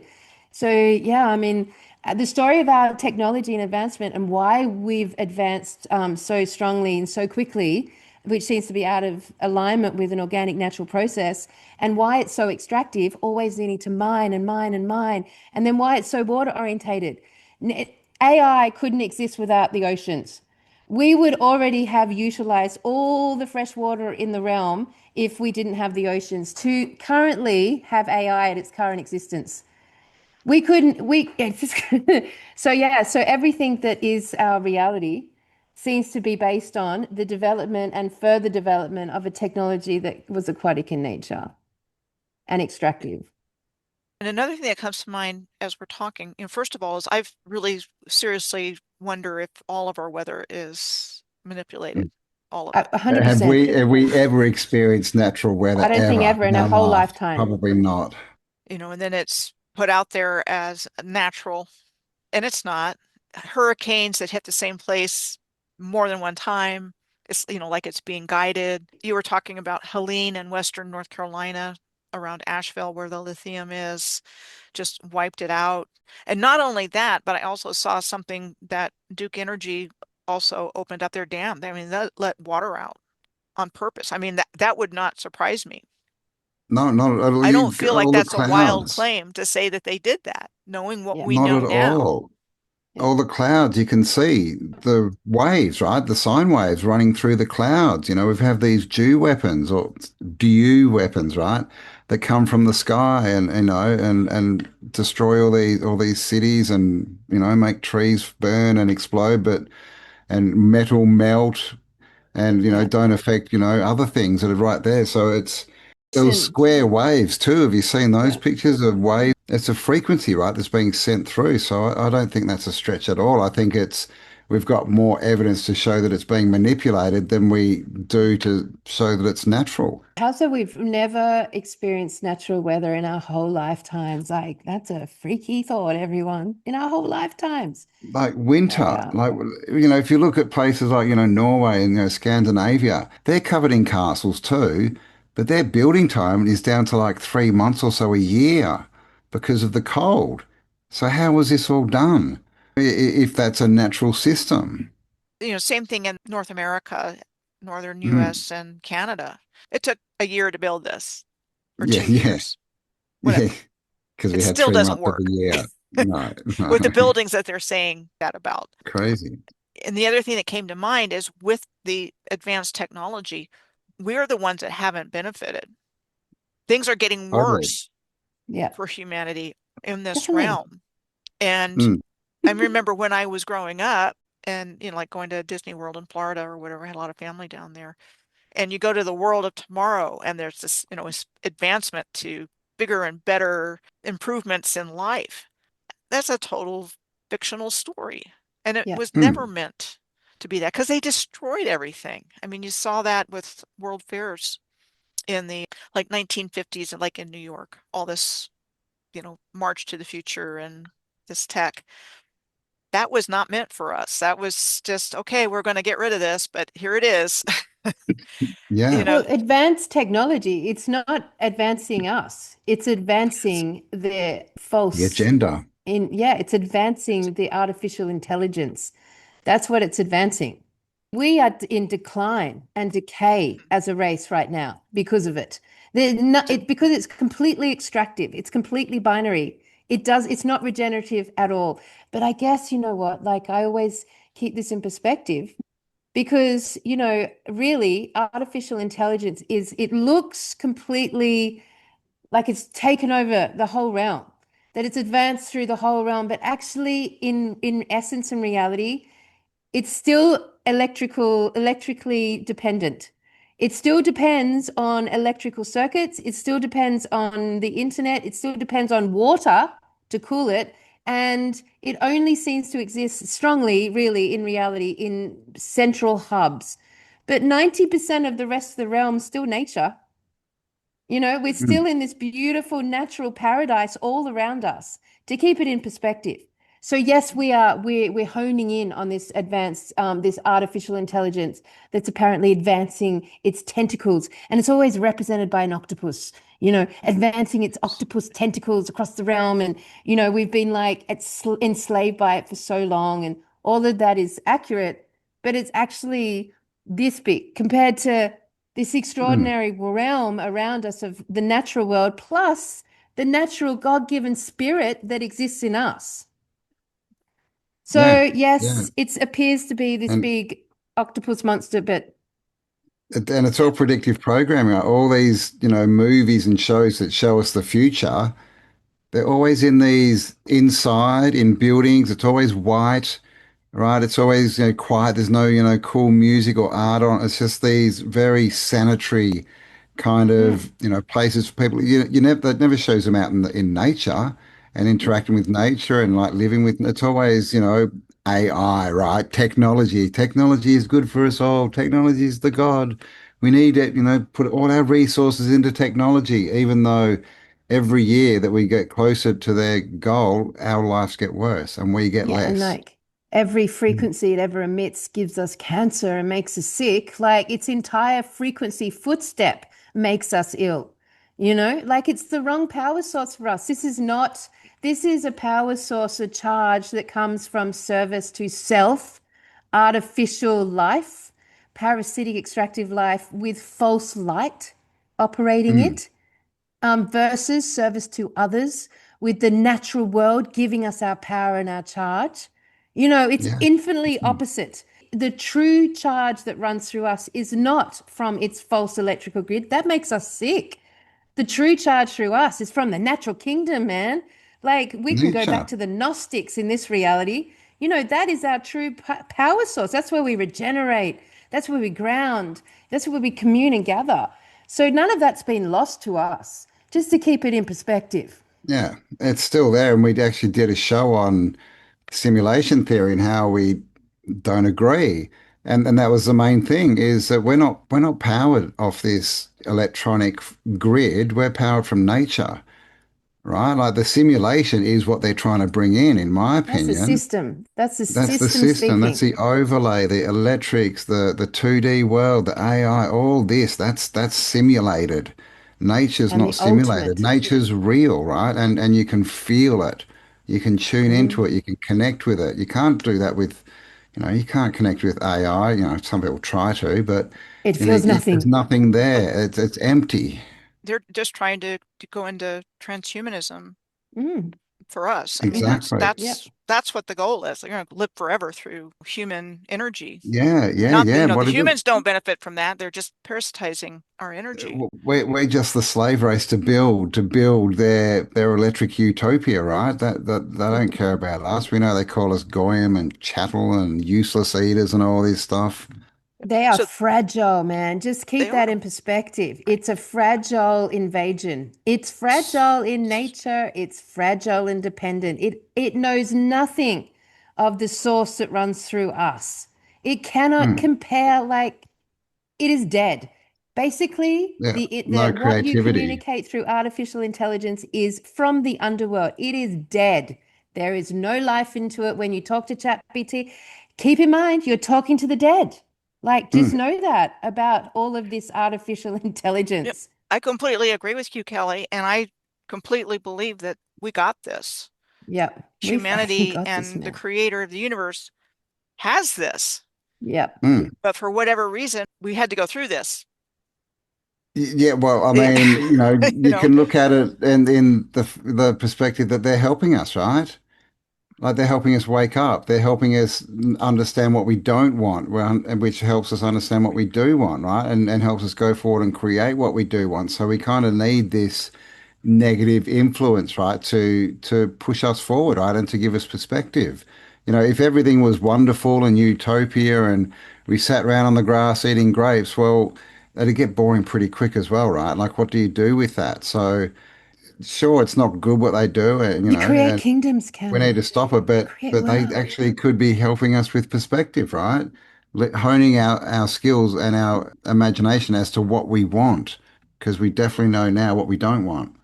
And exactly. like for sure, once humanity, well, I know for sure I am in this process. And once humanity reconnects firmly with the true charge that gives them life, the ability to dismantle using our given powers, just which is just our intention and focus. It's not even like we're not going to turn blue and levitate. This is unnecessary. Our focus and intention can do amazing things. Once we are back connected to the natural world and taking charge from the true source of our life, their fragile system, it's so fragile. It's so fragile. It depends on deception, illusion, delusion. It depends on slavery and all the lower vibration, extraction. It's so fragile. Mm, It does not a big jumping concept. Well, when there's like when humans come together with this charge fully empowered in them that they can cast their minds and like to completely remove the electrical grid. We could do mm, that. It's so fragile. It's so mm. fragile. I just can't tell everyone enough that it's so fragile. Yeah, and it can't create. It's a mimic, right? It's a It trickster can't god. Right. create. They can't do anything without us. All it can do is it spends all its time trying to learn about us, right? That's what all this data collecting is, trying to understand us because it's so weak and pathetic that it can't do anything but that. And this is what all AI can do is get what we've already created, the men and women, and mix it up and chop it up and give it back to you in a different format. That's literally all it can do. It can't think, It can't it's feel. It, no. it doesn't even have memory. It just has It's code. it's dead. It's jealous of that we get to live and It's create it's dead. and It's dead. It shouldn't even be here. It's dead. And it's so fragile for it to be not dead. It requires like technology, robotics. It requires the slaves to build these shells for it, essentially. But mm, like without that, freaking forget it, man. They're like they don't even exist. They literally don't even exist. no. You know what I And mean? it's Like the so power source. That's what everyone's always saying, take back the power. Well, what does that mean? It means plug into nature, the actual natural earth grids. That's where we get our power. This is why they tell us that they are in power. Because they yeah, want us to get our power from them, yeah, right? that's From their the dodgy charge they food, operate their off. dodgy drugs, their bloody electronic grid, all their false 2D world. They want us to think that's our power source, right? But it's not. And clearly, look around. People have been getting sicker and tireder for forever. But you go out in nature and hang out with a tree. and you that's your power source. You will feel Yeah. empowered. It's At all some about point, it's going to get power and turned what you'll off. connect to. Yeah. Yeah, it's going to get turned off at some point. It's going to get turned off or dismissed by us. We will somehow disconnect it. And you know what? It's all that's going to stop. And yet the trees will continue to grow. Like nature will continue, but this invasion will just disconnect. It'll be gone. So I'm excited by what's ahead of us. And, look, they have thrown such a pantomime at us, Michelle, that like they've literally, they've submerged us, they've removed history, they've modified every aspect of reality that we've ever known. They've modified it all. Our whole lifetime, we don't even know what reality is. And yet, here we stand with all of the best of what they could throw at us. We've still seen through it. Thought that came to mind, and I want to go through another PowerPoint real quick before we Let's do wrap it up it. tonight. But have you looked into Waterworld, the movie? No, but we Yes. For should clues. rewatch that. I haven't We rewatched it should for rewatch it. Yes, years. yes. But basically, yes, that a sunken civilization, right? And he's literally going down there, seeing what he can get from it. I Yeah, think we need yeah. to watch that again. I Check need to that watch out. it through the yeah. I'm not a decoder, but I have a feeling there's something in there Yeah. All about right. what we're It's on the talking about. Yeah, list. let's watch it this week. Yep, All cool. right. So I just wanted to share a few things that kind of connect our work, Yeah, let's do it. and it Now shouldn't we've be had our rant. Let's go. shouldn't be too long. I've had this in my folder for a while to do with you, so it's like I want to do it. A while back, I looked into the seven pillars in Peru, Yeah. Indiana, Yeah. and somebody had suggested it to me. And around that time, I saw Cambell's video on Namorla Gabarnmung Yes. on the Yes. right. Yes. And the similarity between the two places just struck me right They're away. so similar. Mm. So very similar appearance in Yes. Indiana and in Australia. Where is Namorla Gabarnmung? Northern Northern Territory. Territory. It's kind of at the top end of Oh, Australia. Very it's hard to on get the to. screen. Yeah. So But, this is we this could is try to get you there. so this is revered by the Miami tribe of Ohio, and you only ever hear about the Miami in Florida. Yeah, And that's well to Ohio. What? yeah, there's a couple of Miamis that you don't hear too much about, but one's in Ohio, another one's in Oklahoma. And Wow. then this is an Aboriginal sacred place. So they're both Yeah. sacred places. Yeah, the artwork in this is amazing. The artwork's amazing. So it's believed to go back 44,000 years as far as Mm, human habitation goes, mm, making it among the oldest radiocarbon dated sites in Australia, yeah. and is described as a rock shelter made by tunneling into a naturally eroded cliff face with 36 pillars supporting the roof created by natural erosion. So that's what they're saying. It's created by natural erosion. And millions of years. Millions of years. And the seven pillars in Peru are held sacred by the Miami Nation of Indiana. Did I say Ohio? I think there's one in Ohio too, but this is in Indiana, which owns the land on the south bank of the river directly across from the seven pillars. So they have sacred ceremonies Oh, there. So there's the seven pillars, also described as having been created over the centuries as wind and water eroded the limestone, carving the rounded buttresses and alcoves. How, So, how so does wind create a round thing? Like, does it just go in circles or Yeah, it's magic, Camel magic. magic? so, and you can kind of Magic see what looks like tornadoes. masonry up here at the Yeah, top. Yeah, definitely. totally. Yeah. And behind the one in Northern Territory, there's all these like tiers, these levels that Hmm. look very man-made too. Probably is. But they want us to believe it's natural. Okay, that's the story. They're sticking to it. They look like columns to me that may have been, flooded out, inundated. They really love to make us like question what our eyes can see. Yeah. Hmm. They And love that. Don't trust your it's actually senses, it's man. worked rather well. I know it They has. don't tell us It about it, has. so people don't even see it.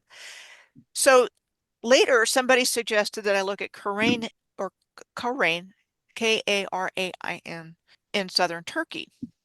So that's right here. And then you're getting into the Aegean Sea area over here, getting closer to the Mediterranean, that part of the world that you're going to be going to. Okay, so Karain Cave is another location that's similar in appearance to Nawarlik Barnmung and the Seven Pillars in Indiana. So there's a side-by-side comparison of Karain Cave in Turkey. Interesting. Not a place that really comes to mind when you think of Australia, is it? Or is that just me? Yeah. No, no, no. Yeah, kind of similar, I mean, even with the darkened ceiling there. yeah, And yeah, definitely similar. so Karain Cave, we see on the left, is described as a complex of limestone caves consisting of three main chambers separated by calcite walls and a narrow and curving passageway, which includes rock-cut steps. So Oh, there's something interesting. man-made in there. Yeah, yeah. Well, I mean, when you look at the Here. one in Northern Territory, I'm not sure about the other ones, but it's got a dirt floor. So it's very interesting that the wind ran in there and carved all these pillars, but it didn't actually blow the dirt off the floor in the Right. process. So both of these places here in Karain Caves. And there you see the stairs right there. Yeah, So right. Yeah, I thought it was interesting that that this symbol. rather famous picture of the Aboriginal elder with the symbol, Yes. it actually carved or embedded in his torso, is also found here in Turkey, And the his Göbekli torso Tepe. looks a lot like a Taurus as well, doesn't it? It looks like the firmament. It looks like the waters above being separated from the waters below. Yes, It yes, looks yes. like the rapture. It looks like a density issue. But yeah, So interesting. that's Yes. Göbekli Tepe. That's exactly the same symbol, man. Hmm. And I believe that was like a scarring that his symbol was scarred into him, right? So it was part of a ceremony. So it's clearly a revered symbol, right? A ceremonial symbol. Like Just, magnets. yep, absolutely. So there's a lot more to the story, and just saying. Yeah. Just saying. Yeah. We I haven't mean, finished it's yet. fun. The hunt Yeah. continues. I mean, the decoding of all this is so very intellectually stimulating for us, is it not? It's so much fun to sort this all out. But at the end of the day, we're going to return to the true power source of the human being, and all this is going to be dismantled through our thoughts. Mm, I agree. totally. You know, I used to think I knew how this was going to look. I don't know anymore, but I do know we have a better future than what we had planned for us. And that in the end, good wins, God wins, and we win. Whatever We, that we means, yeah, whatever we've that looks already like. won. Yeah. The You know, right, the true power source will win. Mm, This is the true power source, which runs through mm. us. Yep, and all this people who are, thinking it's Armageddon and all this, and the world's going to end and AI is going to take over. That's all imagined. It's imagined through fear. It only exists in their mind. It's not a reality of any kind at all. And this is what people, Hmm. their biggest tool is fear. So, don't buy into the fear, guys, right? False evidence appearing real. It's not real. It's just what they want you to believe. So you then help them create it. But they've lost anyway, so don't be on the losing side. Join yep, the winning team. couldn't agree more. And check out tartariaaustralia.com, because the world that you want to create is something that we're all a part of. And this is an excellent way to be a part of that amazing community. You can see all of the ugly coming out right now. It's coming out right in front of our eyes. And it's scary. But all this beautiful new stuff is coming in. Hmm. And when you have your feet in two different worlds, you can see the, ew, I don't like that over there, but you can also see the beauty and the people that are coming into their spiritual gifts, which I've had the pleasure of meeting so many people that when they woke up, they could see auras and felt their spiritual calling, which may be frequency healing or some other modality. But it was like they woke up from this world, this matrix. Yeah. And they made some Mm. hard decisions when they did that. Yeah. But that's where we're at. The blue pill, the red pill. You got to To either wake up choose. and deal with it or go back to sleep. I And Mm. mean, at the end of there's, the day, the simulation, the system, it makes you sick. It makes you sick. So whether or not you end up back in nature just for a health issue or because of service to others and building community and putting your attention into serving others, you are going to inevitably end up back in nature. You can't avoid it. That's your power source. That's the truth. Mm. That is where reality is true. Yeah, And no, the no one's system, the ever woken simulation. up. No one's ever woken up and said, "Oh, well, now I'm going to be a banker. I'm going to create more AI," right? It's all nature-based stuff, right? And the actual true power source is what they wake Yeah, up to and go yeah, back to. yeah, absolutely. And just on that note, if you do subscribe to the newspaper, this edition that's about to be posted is a very special edition where Cambell and I and the Tartarian Australian community are launching an idea that we are warmly inviting those from around the world to participate in. I'm not going to tell you what it is, but I can tell you that it's a I'll very wait. active move to rebuilding a kingdom. And Mm. it's certainly the sort of idea and innovation that I believe probably is emerging systematically across the world right now. So there are beautiful, wonderful things happening in this realm as a side note to all of the things that we talk about. I think that Mm. we talk about this and it's very exciting to try to piece the puzzles together, but we're really at the end of getting to the heart of all this. Like I feel like, there's more to learn, yes, but we're generally getting the picture and we're generally piecing it together. And we're kind of generally at the end of it. And generally speaking, there's going to be and is currently is another word, big Right. shift afoot across the realm. And it's going to put people back into nature and into communities. That's just what is going to Mm. happen. And interestingly, on the topic of all the terrible immigration that's happening around the white nations of the realm, it's forcing the good people to leave the cities, the city dells. And the city dells are becoming inhabited with a lot of violence and a lot of service to self orientation. And it's not in alignment with us. It doesn't regenerate us. It makes us sick. It makes us scared. It extracts from us. So there's a natural balance afoot here that most people won't even have to really try very hard to get onto that pathway because it's just innate in us. It's Mm. natural to us, and which is a good testimony to where we are in this timeline because we are aligned with our natural selves, which is quite remarkable if you look at the level of deception and the level of illusion that we have been born into, that we still manage to align with our natural selves. So, I Yep. mean, I think we're coming to the Yeah. end of this system in its current form. It's not Totally, man. advancing. I don't believe it's advancing. I believe it's No. it's doing the It's opposite. always It's show, man. It's decaying. always show. That there are solutions, right? And of course, solution means to mix and together, and that's what this is based on. So we're not going to tell you Mm. what it is. You have to get the newspaper, but that there are ways out of this, and we think the best way to build the new world that everyone keeps talking about is to build the new world. you're doing a Yeah. phenomenal job. Thank I'm Thanks, very you. mate. impressed. So thank you Thanks, very much. mate. Yeah, Yeah, we're a We very that's, proactive appreciate it. podcast. yeah, I was blown away by your newspaper. I guess it's a magazine too, but Yeah, Mm. it's a bit of both, It's a bit of which is both. nice because it's undecided, it's undetermined, Yeah, and we it's went with the completely made up by you. 1970s kind of comic book kind of look. But yes, it's whatever you want it to be, guys. It's whatever you choose. You are the power. Yeah, definitely. You're but all your spelling mistakes. somebody has to put it together, and that's a big deal. Thanks, mate. Yep. So, Well, it's our service and it's our honor and it's our pleasure. Every single thing that we do in service to others is empowering and regenerating. So, that's the remarkable power of it. The more And service to others you participate in, the more regenerated you become. The more yeah, so service if to you really want to self, look at it, the the, more the fucked best up you service get. to self is service to others, right? Because we get more out of serving others than we would out of serving ourselves.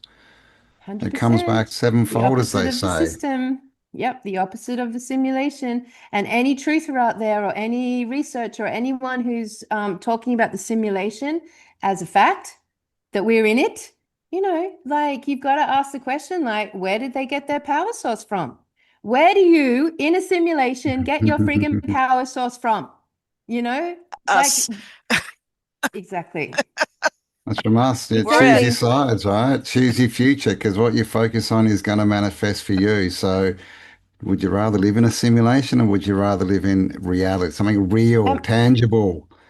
It's the ultimate diabolical concept that this It isn't is. even a real world and you're in a simulation, in a computer game, in a computer game, Yeah. in a computer game, that your And it life is doesn't hopeless and matter. pointless You and just makes got to no get out of difference. here. Where's Yeah, the way it's the out, ultimate man? programming. Oh, this world's broken. We can't do anything. I mean, talk about a bloody program. Yeah, Oh my it's God. the You know, it, ultimate annihilation of our spiritual center. it is. The best way to win a war or an invasion is to make your enemy give up. Yeah, disconnect humanity from its soul. Yeah. We'll stop ranting now. Sorry. Yeah. It's Sorry, not we going to got strong happen, but attitudes on they've this one. tried. They're not going to be Yep. successful, but boy, No. have they ever given it everything they had. I think they've given it their best shot, man. I don't think they've got much Hmm. left to do. All they can really do I is kill know. people now. Like they've really given it their best friggin' shot Yeah, but they're still pathetic failures. So there we go. We and win completely anyway. fragile. Mhm. Mate, just remember, everyone, it can be turned off. Just remember that. Just by a switch. Can't turn us off. You have to actually do a lot to turn us off, but we can turn it off. Hmm. Mm-hmm. Yes, And we certainly can. we can turn it off in our own lives to start with by building new systems and new kingdoms which don't involve it, don't use it, don't utilize it, don't engage it, don't integrate with it. That's what's coming. New kingdoms without it that are no longer, they're completely separate from it. And from that, you're going to see remarkable human power come back online. Remarkable. And when that human power comes back on, man, talk about just like getting grouped together and say, all right, we can solve some of these problems. Again, we can solve some of these problems now. What do we want to dismantle? Let's just tune into it and dismantle the entire electrical grid if we want. Let's reenact the ether grid. I mean, what do we want to do? Like, we are so unlimited once we've disconnected from it. Exciting. It is. Yeah, Mhm. It's an exciting time to be alive. it is. It It It's a really is. privilege. is. Yeah, it is. Yeah. So yay, go us, little humans. Go us. Doing remarkable things on this realm. There's a saying that I really like, which is, if not me, who? If not now, Who? when? Exactly. And one of the reasons I Be do the what I do. change you want to see. Yeah, And totally if not agree. now, when? I mean, you know when you get a mission and you get called to do something. Yeah, And definitely. sometimes the answer is not to let it go. You have to do something with it. Hmm. 100%. What else are you going So, to do? and You do on that something when you're note, down here. one of the things you could do is sign up to the newspaper and submit. One of the things you could do is actually submit your thoughts, your theories, your research, your energy, your intention, your dreams, your visions, your art, your poetry. Submit it. Share it with the world. Yes. Well, come to Crete and Greece and learn about the goddesses and the Minoans. Lostworldadventures.co.uk. Yeah. Yeah. Do Well, something. Do something different, something interesting. It's much more fun than being boring. Well, that But was fascinating, Michelle. Honestly, I hadn't thought the giant trees in the water, that's excellent link. I hadn't thought about that. And I really could probably work on the theory that, the whole concept of Middle Earth and taking the water away and how that would change everything to do with this realm, what it would look like and how tall it would be. check it Wow, out maybe we're going to have to watch Tolkien again. and Lord look of the at Ring. Antarctica. There's some interesting tree stump looking islands down there. And any Okay. of Britain's treasure islands, look those up. There's definitely some giant tree stump candidates in there. All right. So let's go on Nice. a giant sea Awesome. tree trump mission. I'm fascinated, CPs. fascinated. Yeah. Yeah. I mean, Yeah. and in and around that, potentially we'll uncover hundreds, thousands of islands that are not registered formally on any maps anymore. There's so many of them. Fascinating stuff. There are. Mm, And what if they are the definitely. remnants of what was a landmass, which is Yes. what I think. Yes. Yeah. Even when we were in Dubrovnik, I'm Yeah, looking at yeah. the islands out there going, Yeah, Thousand Yeah. Islands, right? Yeah, Thousand. That's yeah. right. Yep. That's right. among other things, you know. Yep. But definitely the Absolutely. islands got my attention. I'm like, Yeah. There's some interesting Absolutely. ones too, like Fingerprint Island with all its bloody little rock walls all over it. Yeah. you know, and then you've got the giant sized doors that we saw all over Giant. on our trip. Yep. Yep. Yes. You know, castles on Indeed. cliffs and all this kind of stuff. Yeah. Yeah. Yeah. It I does mean, we not just make don't sense. know. I mean, vibrationally, you know, that we're kind of existing on the peaks of the highest parts of the terrestrial plane, you know. So Mm, like the giant doors, all the architecture from this perspective seem to be for bigger entities, bigger beings, you know. But who knows if you go if the oceans weren't there and you went down 10 Ks, you would be Middle Earth. Maybe you've got the more hobbity environment, smaller vibrational environment, maybe right down, you know. So, like, we have been disconnected from what was here before the mm. ocean waters emerged. And there's a lot of fun we could have with that topic, imagining the ocean water not there and what the earth would have been, what would have inhabited it, and what it would have looked like, you know? Yeah, Yeah, yeah, there's a yeah. lot to Well, find. You know, I've been looking at there's a lot. bathymetry. You know, I think it's there. The information is there. And I think Yeah. you'll find a lot of sunken railroads and locomotives. And I just think that there's a reason that there's certain places that are off limits. Yeah. Oh, totally. And Totally, man. you It's know, an I adventure. mean, We need to be finding adventurers again, explorers.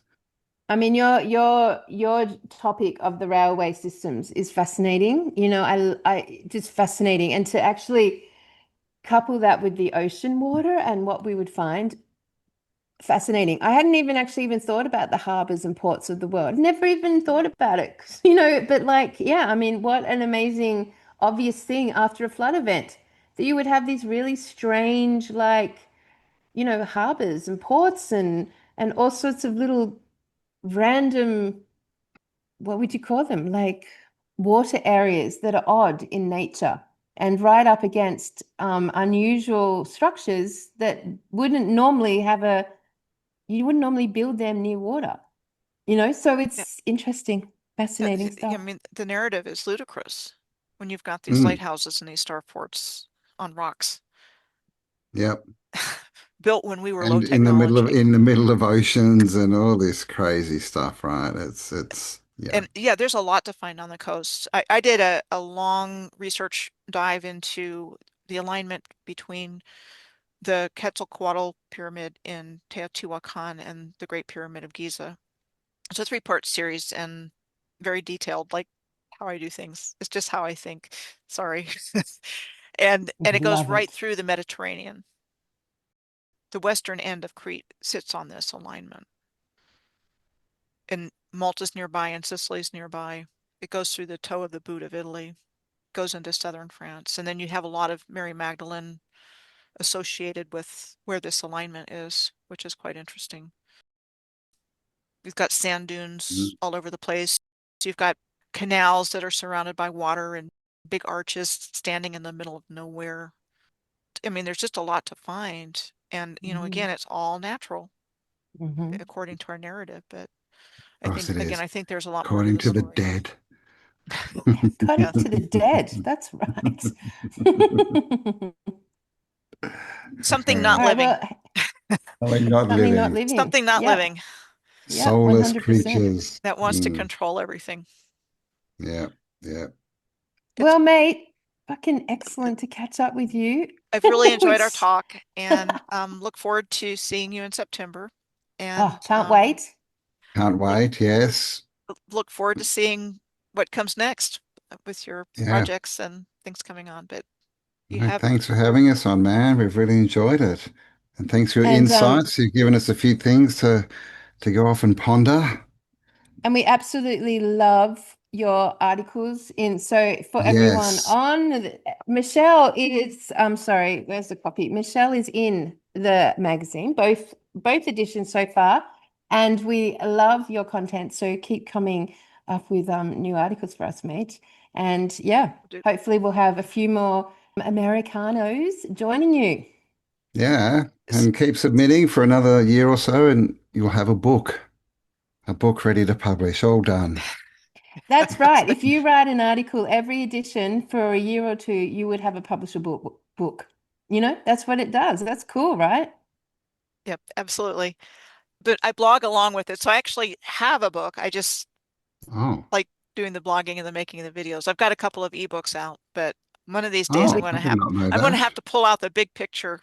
I'm kind of working on that to get it all in one Mm, place because I've got all we kinds of would, information over 8 years of research. Mm. So I've got to uh, start pulling in so that somebody can see it all in one place. we Well, we would should all definitely be love a promoting Michelle your Gibson books. book. Mm. Yeah, let's make an ad for the next edition. Definitely. Not yet.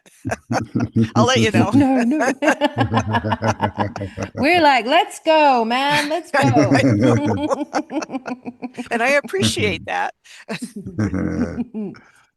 All right, everyone. Well, Awesome. I've loved this conversation. Can't wait to see you and have the best week ever, everyone. And yeah, tartariaustralia.com is where you can access the newspaper. Love you both very much. And Love you Love you, too. mate. Thanks Love you so so much. much. All right, We we'll will talk see talk to you you again soon. soon.